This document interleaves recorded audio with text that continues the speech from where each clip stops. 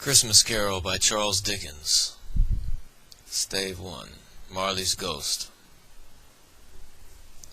Marley was dead, to begin with. There is no doubt whatever about that. The register of his burial was signed by the clergyman, the clerk, the undertaker, and the chief mourner. Scrooge signed it, and Scrooge's name was good upon change for anything he chose to put his hand to. Old Marley was as dead as a doornail. Mind, I don't mean to say that I know of my own knowledge what there is particularly dead about a doornail. I might have been inclined myself to regard a coffin nail as the deadest piece of ironmongery in the trade. But the wisdom of our ancestors is in the simile, and my unhallowed hands shall not disturb it, or the country's done for. You will therefore permit me to repeat emphatically that Marley was as dead as a doornail. Scrooge knew he was dead. Of course he did. How could it be otherwise? Scrooge and he were partners for I don't know how many years. Scrooge was his sole executor, his sole administrator, his sole assign, his sole residuary legatee, his sole friend, and sole mourner. And even Scrooge was not so dreadfully cut up by the sad event, but that he was an excellent man of business on the very day of the funeral, and solemnized it with an undoubted bargain. The mention of Marley's funeral brings me back to the point I started from. There is no doubt that Marley was dead. This must be distinctly understood, or nothing wonderful can come of the story I am going to relate. If we were not perfectly convinced that Hamlet's father died before the play began, there would be nothing more remarkable in his taking a stroll at night in an easterly wind upon his own ramparts than there would be in any other middle-aged gentleman rashly turning out after dark in a breezy spot, say St. Paul's churchyard, for instance, literally to astonish his son's weak mind. Scrooge never painted out old Marley's name. There it stood, years afterwards, above the warehouse door, Scrooge and Marley. The firm was known as Scrooge and Marley. Sometimes people new to the business called Scrooge Scrooge, and sometimes Marley. But he answered to both names. It was all the same to him. Oh, but he was a tight-fisted hand at the grindstone, Scrooge, a squeezing, wrenching, grasping, scraping, clutching, covetous old sinner, hard and sharp as flint from which no steel had ever struck out generous fire, secret and self-contained and solitary as an oyster. The cold within him froze his old features, nipped his pointed nose, shriveled his cheek, stiffened his gait, made his eyes red, thin lips blue, and spoke out shrewdly in his grating voice. A frosty rime was on his head and on his eyebrows and his wiry chin. He carried his own low temperature always about with him. He iced his office in the dog days, and didn't thaw 1 degree at Christmas. External heat and cold had little influence on Scrooge. No warmth could warm, no wintry weather chill him. No wind that blew was bitterer than he, no falling snow was more intent upon its purpose, no pelting rain less open to entreaty. Foul weather didn't know where to have him. The heaviest rain and snow and hail and sleet could boast of the advantage over him in only one respect.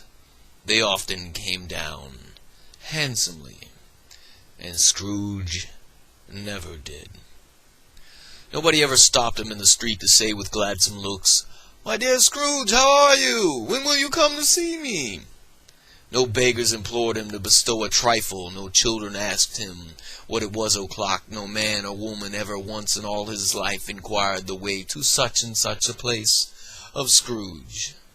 Even the blind men's dogs appeared to know him, and when they saw him coming on, would tug their owners into doorways and up courts, and they would wag their tails as though they said, "No eye at all is better than an evil eye, Dark Master." But what did Scrooge care? It was the very thing he liked. To edge his way along the crowded paths of life, warning all human sympathy to keep its distance, was what the knowing ones call nuts to Scrooge. Once upon a time, of all the good days in the year on Christmas Eve, old Scrooge sat busy in his counting house. It was cold, bleak, biting weather, foggy withal, and he could hear the people in the court outside go wheezing up and down, beating their hands upon their breasts and stamping their feet upon the pavement stones to warm them. The city clocks had only just gone 3, but it was quite dark already. It had not been light all day, and candles were flaring in the windows of the neighboring offices like ruddy smears upon the palpable brown air. The fog came pouring in at every chink and keyhole, and was so dense without that although the court was of the narrowest, the houses opposite were mere phantoms. To see the dingy cloud come drooping down, obscuring everything, one might have thought that nature lived hard by, and was brewing on a large scale. The door of Scrooge's counting-house was open that he might keep his eye upon his clerk, who in a dismal little cell beyond, a sort of tank, was copying letters. Scrooge had a very small fire, but the clerk's fire was so very much smaller that it looked like one coal. But he couldn't replenish it, for Scrooge kept the coal box in his own room, and so surely as the clerk came in with the shovel, the master predicted that it would be necessary for them to part. Wherefore the clerk put on his white comforter and tried to warm himself at the candle, in which effort, not being a man of strong imagination, he failed. "A Merry Christmas, Uncle! God save you!" cried a cheerful voice. It was the voice of Scrooge's nephew, who came upon him so quickly that this was the first intimation he had of his approach. "Bah!" said Scrooge. "Humbug!" He had so heated himself with rapid walking in the fog and frost, this nephew of Scrooge's, that he was all in a glow. His face was ruddy and handsome, his eyes sparkled, and his breath smoked again. "Christmas a humbug, Uncle!" said Scrooge's nephew. "You don't mean that, I'm sure." "I do," said Scrooge. "Merry Christmas! What right have you to be merry? What reason have you to be merry? You're poor enough." "Come then," returned the nephew gaily. "What right have you to be dismal? What reason have you to be morose? You're rich enough." Scrooge, having no better answer ready on the spur of the moment, said, "Bah!" and followed it up with, "Humbug!" "Don't be cross, Uncle," said the nephew. "What else can I be?" returned the uncle, "when I live in such a world of fools as this? Merry Christmas! Out upon Merry Christmas!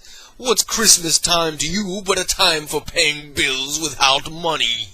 A time for finding yourself a year older, but not an hour richer. Time for balancing your books and having every item in 'em through a round dozen of months presented dead against you.